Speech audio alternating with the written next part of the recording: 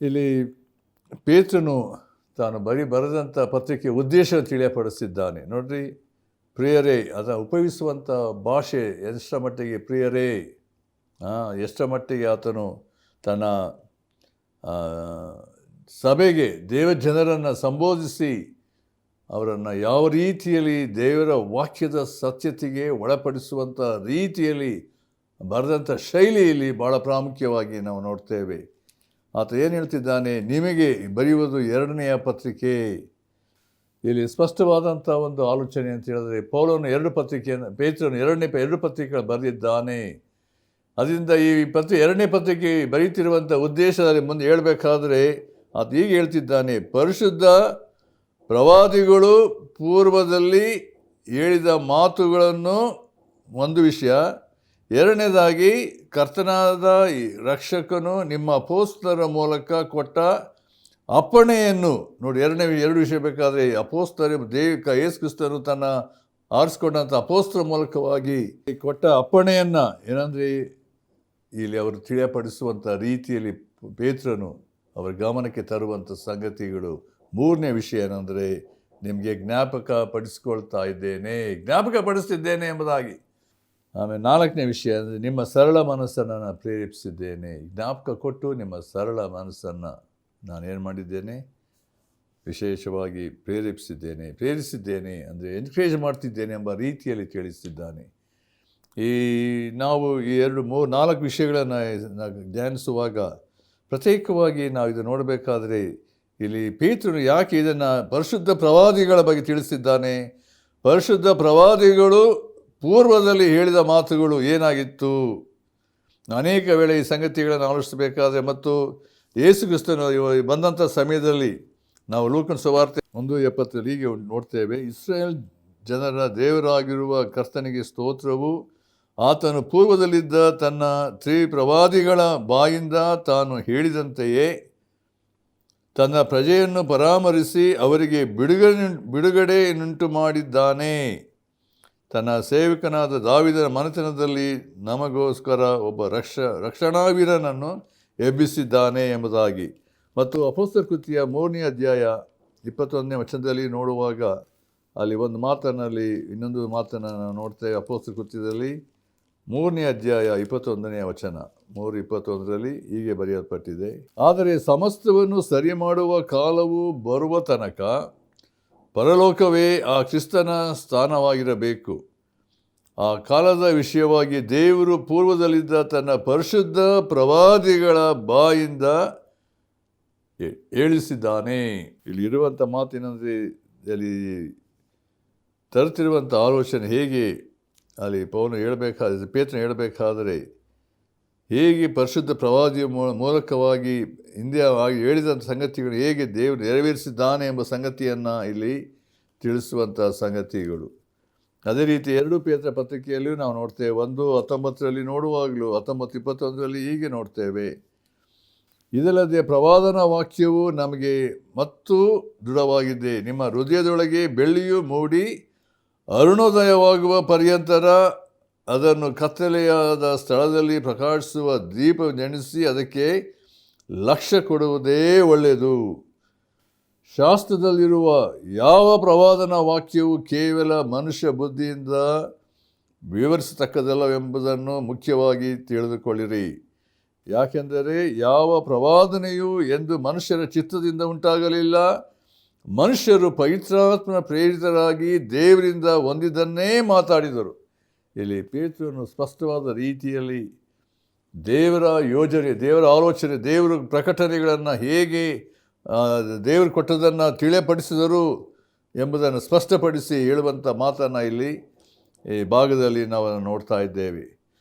ಅದರಿಂದ ಇಲ್ಲಿ ನಾವು ನೋಡಬೇಕಾದ್ರೆ ಇಲ್ಲಿ ಇರುವಂಥ ಸಂಗತಿಗಳು, ಈ ಮೊದಲನೇ ಸಂಗತಿ ಪರಿಶುದ್ಧ ಆಜ್ಞೆ ಎಂಬುದಾಗಿ ನಾವು ನೋಡಬೇಕಾದ್ರೆ ಅದನ್ನು ಆಲೋಚಿಸಬೇಕು. ಮೊದಲನೇ ವಿಷಯದಲ್ಲಿ ಪರಿಶುದ್ಧ ಪ್ರವಾದಿಗಳ ಪರಿಶುದ್ಧ ಆಜ್ಞೆ ಎಂಬ ಅನೇಕ ಸಂಗತಿಗಳನ್ನು ಪದೇ ನಾವು ಅದನ್ನು ಆಲೋಚಿಸ್ತಾ ಬಂದಿದ್ದೇವೆ. ಅಲ್ಲಿ ಮತ್ತಾಯ ಸುವಾರ್ತೆ 4ನೇ ಅಧ್ಯಾಯದಲ್ಲಿ 17ನೇ ವಚನದಲ್ಲಿ ನಾವು ನೋಡುವಾಗಲೂ ಅಲ್ಲಿ ಒಂದು ಮಾತನ್ನು ಅಲ್ಲಿ ಹೇಳುವಂಥ ಮಾತನ್ನು ನಾವು ನೋಡ್ತೇವೆ. 4:17 ಹೀಗೆ ಉಂಟು, ಅಂದಿನಿಂದ ಯೇಸು ಪರಲೋಕ ರಾಜ್ಯವು ಸಮೀಪಿಸಿತು, ದೇವರ ಕಡೆಗೆ ತಿರುಗಿಕೊಳ್ಳಿರಿ ಎಂದು ಸಾರಿ ಹೇಳುವುದಕ್ಕೆ ಪ್ರಾರಂಭಿಸಿದನು. ಅದು ಯೇಸು ಕ್ರಿಸ್ತನ ಸುವಾರ್ತೆಯ ಪ್ರಾರಂಭದ ದಿನದಲ್ಲಿ ಆದಂಥ ಸಂಗತಿಗಳು ಏನು, ಪರಲೋಕದ ರಾಜ್ಯ ಸಮೀಪಿಸಿತು. ಮತ್ತು ಮಾರ್ಕ ಸುವಾರ್ತೆ 1:15 ಸಹ ನಾವು ನೋಡ್ತೇವೆ, ಕಾಲ ಪರಿಪೂರ್ಣವಾಯಿತು, ದೇವರ ರಾಜ್ಯವು ಸಮೀಪಿಸಿತು, ದೇವರ ಕಡೆ ತಿರುಗಿಕೊಳ್ಳ್ರಿ ಎಂಬುದಾಗಿ ನೋಡ್ತೇವೆ. ಮತ್ತು ಅಪೊಸ್ತಲ ಕೃತ್ಯದಲ್ಲಿ ನಾವು ನೋಡುವಾಗ 17:30 ಸಹ ನೋಡುವಾಗ ಅಲ್ಲಿ ಇನ್ನೊಂದು ಮಾತನ್ನು ನಾವಲ್ಲಿ ಪ್ರತ್ಯೇಕವಾಗಿ ಪೌಲನು ಹೇಳಬೇಕಾದ್ರೆ ಅಲ್ಲಿ ಇನ್ನೊಂದು ಮಾತು ತಿಳಿಯಪಡಿಸಿದ್ದಾನೆ. 17:30 ವಚನದಲ್ಲಿ ಸ್ಪಷ್ಟವಾದ ರೀತಿಯಲ್ಲಿ, ಆ ಅಜ್ಞಾನ ಕಾಲಗಳನ್ನು ದೇವ ಲಕ್ಷ್ಯಕ್ಕೆ ತರಲಿಲ್ಲ, ಈಗಲಾದರೂ ಆತನು 4 ದಿಕ್ಕಿನಲ್ಲಿರುವ ಮನುಷ್ಯರೆಲ್ಲರೂ ತನ್ನ ಕಡೆಗೆ ತಿರುಗಿಕೊಳ್ಳಬೇಕೆಂದು ಅಪ್ಪಣೆ ಕೊಡುತ್ತಾನೆ. ಅಂದರೆ ದೇವರು ಸತ್ಯ ದೇವರು, ನಿಜ ದೇವರು ಯಾರಾಗಿದ್ದಾನೆ. ಇಂದಿನ ವಾಕ್ಯಗಳೆಲ್ಲ ನೋಡಬೇಕಾದ್ರೆ ಅನೇಕವರು ಅಲ್ಲಿನ ಜನರು ನಾನಾ ರೀತಿಯಲ್ಲಿ ಪೇತ್ರನ ಬೆರೆಯೋದವರು ಮತ್ತು ಅಲ್ಲಿದ್ದಂಥ ಜನರು, ಥೆಸಲೋನಿಕದವರು, ಅಥೇನೆಯ ಜನರು ಯಾವ ರೀತಿಯಲ್ಲಿ ನಡ್ಕೊಂಡರು ಎಂಬುದಾಗಿ ಹೇಳಬೇಕಾದ್ರೆ ನಿಜ ಸತ್ಯ ದೇವರು ಯಾರಾಗಿದ್ದಾನೆ ಎಂಬುದನ್ನು ಅಲ್ಲಿ ನೋಡಬೇಕಾದ್ರೆ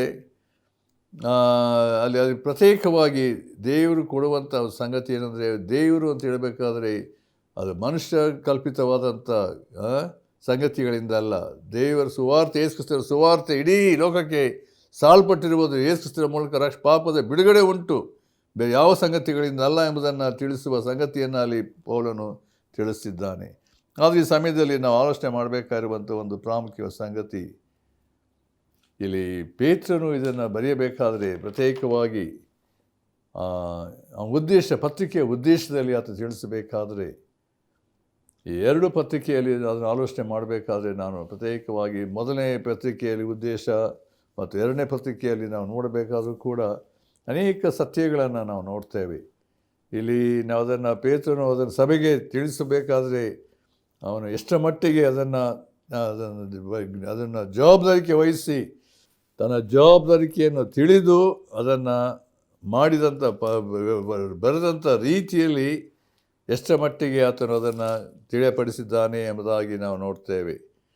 ಅಲ್ಲಿ ಇನ್ನೊಂದು ವಿಷಯವನ್ನು ನಾನು ಅದನ್ನು ಆಲೋಚನೆ ಮಾಡಬೇಕಾದ್ರೆ, ಅಲ್ಲಿ ಪೇತ್ರನು ತನ್ನ ಪತ್ರಿಕೆ 2ನೇ ಪೇತ್ರನ ಪತ್ರಿಕೆ 1ನೇ ಅಧ್ಯಾಯ ಅಲ್ಲಿ 12 ಮತ್ತು 15 ನೋಡಬೇಕಾದ್ರೆ ಅಲ್ಲಿ ಸ್ಪಷ್ಟವಾದ ರೀತಿಯಲ್ಲಿ ಪೇತ್ರನು ಅಲ್ಲಿ ತಿಳಿಯಪಡಿಸ್ತಿದ್ದಾನೆ. ಏನಂತ ಹೇಳಿದ್ರು, ಇದು ನಾನು ಅನೇಕ ಸಾರಿ ಅದನ್ನು ನಮ್ಮ ಕಳೆದ ಕಾರ್ಯಕ್ರಮಗಳಲ್ಲಿ ಆಲೋಚನೆ ಮಾಡಿದ್ದೇವೆ, ಅಲ್ಲಿ ತಿರುಗಿ ಅದನ್ನು ತಿಳಿಸಿ ಇಷ್ಟಪಡ್ತೇನೆ. ಏನಂತ ಹೇಳಿದ್ರೆ ಅಲ್ಲಿ ಪೇತ್ರನು ಹೇಳುವಂಥ ಸಂಗತಿಗಳನ್ನು, ಆದ್ದರಿಂದ ನೀವು ಆ ಸಂಗತಿಗಳನ್ನು ತಿಳಿದವರಾಗಿ ನಿಮಗೆ ದೊರಕಿರುವ ಸತ್ಯದಲ್ಲಿ ಸ್ಥಿರವಾಗಿದ್ದರೂ ಅವುಗಳನ್ನು ನಿಮಗೆ ಜ್ಞಾಪಕ ಕೊಡುವುದಕ್ಕೆ ನಾನು ಯಾವಾಗಲೂ ಬದ್ಧನಾಗಿದ್ದೇನೆ. ನೋಡಿರಿ, ಅವನ ಆಕಾಂಕ್ಷೆ, ಬಯಕೆ, ಯಾವಾಗಲೂ ನಾನೇನು ಬದ್ಧನಾಗಿದ್ದೇನೆ ಅಂದರೆ, he wants to remind them again and again about the truths that God gave him.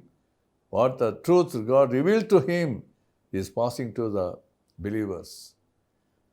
ಇಲ್ಲಿ ನಾವು 2 ಪತ್ರಿಕೆಗಳನ್ನು ಆಲೋಚನೆ ಮಾಡಬೇಕಾದ್ರೆ ಇಲ್ಲಿ ಅನೇಕ ಸಂಗತಿಗಳನ್ನು ಆಲೋಚನೆ ಮಾಡ್ತಾ ಬಂದೆ. 2 ಪತ್ರಿಕೆಗಳಲ್ಲಿ ಇರುವಂಥ ಸತ್ಯಗಳು ಏನೆಂಬುದಾಗಿ ನನಗೆ ಈಗಾಗಲೇ ಎಲ್ಲವನ್ನು ಹೇಳೋದಕ್ಕೆ ಸಮಯ ಇಲ್ಲ. ಆದರೆ ಪ್ರಾಮುಖ್ಯವಾಗಿ ಪೇತ್ರನ ಒಂದು ಉದ್ದೇಶ ಏನಾಗಿತ್ತು ಈ ಪತ್ರಿಕೆ ಬರೆಯುವಂಥ ಸ್ಥಿತಿಯಲ್ಲಿ ನೋಡಬೇಕಾದ್ರೆ ಅದಿರುವಂಥ ಮೊದಲನೇ ಸಂಗತಿ ಏನಂದರೆ, ದೇವರ ವಾಕ್ಯದ ಸತ್ಯತೆಯಲ್ಲಿ ಪ್ರತಿಯೊಬ್ಬರ ದೇವರ ಮಕ್ಕಳು ನೆಲೆಗೊಳ್ಳಬೇಕು ಎನ್ನುವಂಥದ್ದು ಅವನ ಉದ್ದೇಶ.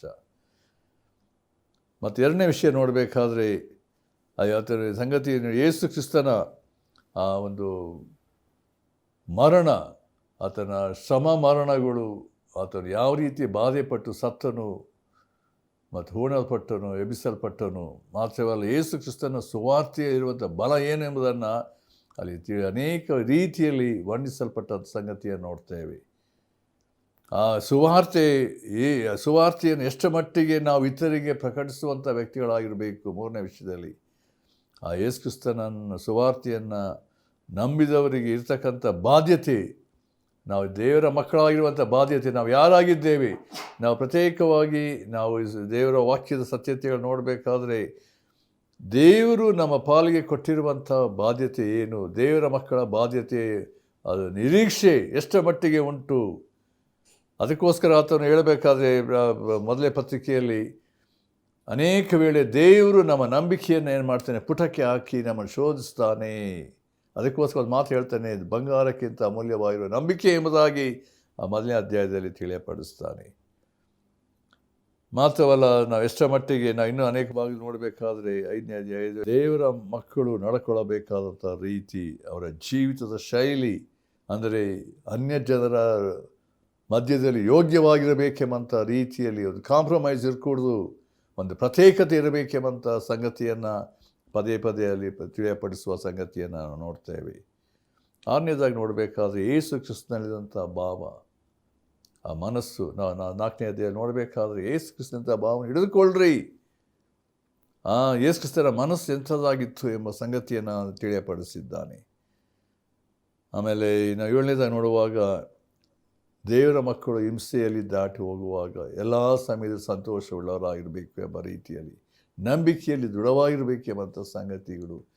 ನೀವು ಪುಟಕ್ಕೆ ಹಾಕಲ್ಪಟ್ಟದಕ್ಕೆ ನೀವು ಏನಾದರೂ ಆಶ್ಚರ್ಯಪಡಬೇಡ್ರಿ ಎಂಬ ಸಂಗತಿಯನ್ನು, ಅದರಿಂದ ಈ ಎಲ್ಲ ವಿಷಯದಲ್ಲಿ ನೋಡ್ರಿ, ಪೇತ್ರನು ದೇವರ ಮಕ್ಕಳನ್ನು ಒಂದೊಂದು ಸ್ಥಿತಿ ಸನ್ನಿವೇಶಗಳಲ್ಲಿ ಅವರು ಎಷ್ಟರ ಮಟ್ಟಿಗೆ ದೃಢವಾಗಿರಬೇಕೆಂಬಂಥ ರೀತಿಯಲ್ಲಿ ಬಲಪಡಿಸಿದ್ದಾನೆ ಎಂಬುದನ್ನು ನಾನು ಅಲ್ಲಿ ತಿಳಿಯಪಡಿಸ್ತಾ ಇದ್ದೆ.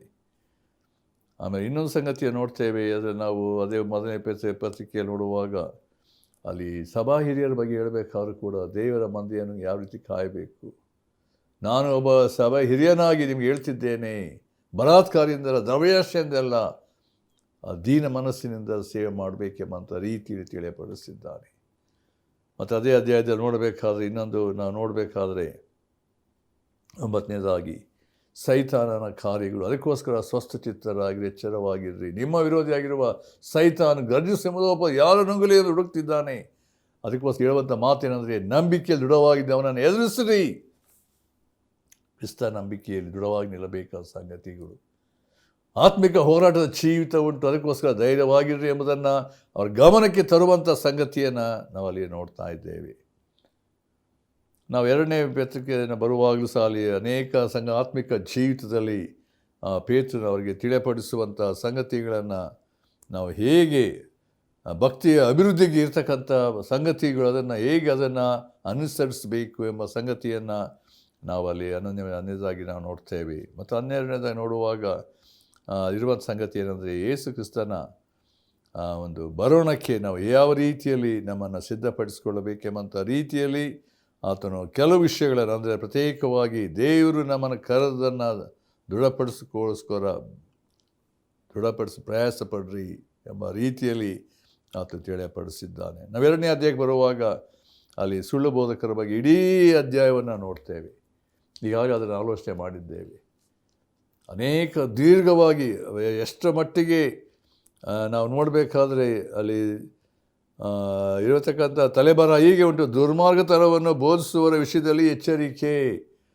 ಆತನು ಅನೇಕ ವಿಷಯದಲ್ಲಿ ಏನಂತ ಹೇಳಿದ್ರೆ, ಹಳೆಯ ಒಡಂಬಡಿಕೆಯಲ್ಲಿದ್ದಂಥ ಅನೇಕ ವಿಷಯಗಳ ಬಗ್ಗೆ ಒಬ್ಬೊಬ್ಬರ ವಿಷಯವಾಗಿ ತಿಳಿಯಪಡಿಸಿ, ದೇವಜನರು ಹೇಗೆ ನಡ್ಕೊಳ್ಳಬೇಕು, ಎಚ್ಚರಿಕೆಯನ್ನು ವಹಿಸಬೇಕು ಕೊನೆಯ ದಿವಸಗಳಲ್ಲಿ ಎಂಬುದನ್ನು ದೃಢಪಡಿಸಿ ಎಚ್ಚರಿಸಿ ಬರೆದಿರುವಂಥ ಸಂಗತಿಯನ್ನು ನಾವು 2ನೇ ಅಧ್ಯಾಯದಲ್ಲಿ ನೋಡ್ತೇವೆ.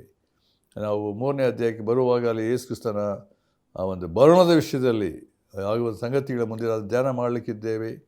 ಹೇಗೆ ನಾವು ಜೀವಿಸಬೇಕು, ಹೇಗೆ ನಡ್ಕೊಳ್ಳಬೇಕು ಮತ್ತು ಸಿದ್ಧತೆ ಮಾಡಿಕೊಳ್ಳಬೇಕು ಎಂಬ ಅನೇಕ ವಿಷಯಗಳನ್ನು ನಾವಲ್ಲಿ ನೋಡ್ತೇವೆ. ಮತ್ತು ಯೇಸು ಕ್ರಿಸ್ತನನ್ನು ನಂಬದೇ ಹೋದಂಥವರ ಬಗ್ಗೆ ಕೂಡ ಎಂಥ ಒಂದು ದಂಡನೆ ತೀರ್ಪು ಉಂಟು ಎಂಬುದಾಗಿ ಕೂಡ ಹೇಳಲ್ಪಟ್ಟಿದೆ.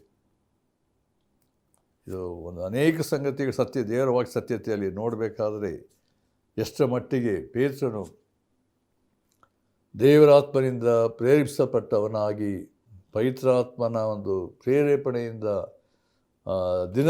ದಿನಗಳಲ್ಲಿ ಸಭೆಯವರು ಹಿಂಸೆಯಲ್ಲಿ, ಕಷ್ಟದಲ್ಲಿ ಅವರು ದಾಟಿ ಹೋಗುವಂಥ ಸಮಯಗಳಲ್ಲಿ ಅವರ ನಂಬಿಕೆಯನ್ನು ಬಲಪಡಿಸಿ ದೃಢಪಡಿಸಿ ಅವರ ಗಮನವನ್ನು ಯೇಸು ಕ್ರಿಸ್ತನ ಬರೋಣ ಕಡೆಗೆ ತರುವಂಥ ರೀತಿಯಲ್ಲಿ ಅವರು ಹೇಗೆ ದೇವರ ವಾಕ್ಯ ಸತ್ಯತೆ ನೆಲೆಗೊಳ್ಳಬೇಕೆಂಬುದನ್ನು ತಿಳಿಸಿ, ಮಾತ್ರವಲ್ಲ ಇದು ಮುಂದಿನ ದಿನಗಳಲ್ಲಿ ಕೊನೆಯ ಕಾಲದಲ್ಲಿ ಹೇಗಿರ್ತದೆ, ಈ ದೇವರು ಕೊಟ್ಟಂಥ ಜವಾಬ್ದಾರಿಕೆಯಲ್ಲಿ ದೇವ ಜನರನ್ನು ಬಲಪಡಿಸಿದಂಥ ಸಂಗತಿಗಳು ಹೇಗೆ ಎಂಬುದನ್ನು ಭಾಳ ವಿಸ್ತಾರವಾದ ರೀತಿಯಲ್ಲಿ ತಿಳಿಸ್ತಾ ಬಂದಿದ್ದಾನೆ.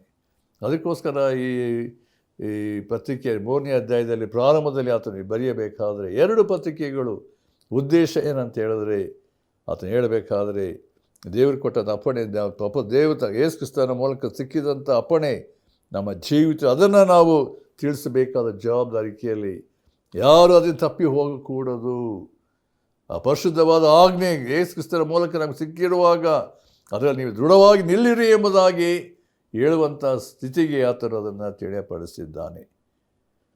ಅಷ್ಟೇ ಅಲ್ಲ, ಆತ ಹೇಳಬೇಕಾದ್ರೆ 3ನೇದಾಗಿ ಇರುವಂಥ ಸಂಗತಿ ಏನಂತ ಹೇಳಿದ್ರೆ, ಜ್ಞಾಪಕ ಪಡಿಸುವಂಥದ್ದು ಜವಾಬ್ದಾರಿಕೆ. ಒಂದು ಪ್ರಶ್ನೆ ಬರ್ತದೆ, ಯಾಕೆ ಜ್ಞಾಪಕ ಪಡಿಸಬೇಕು?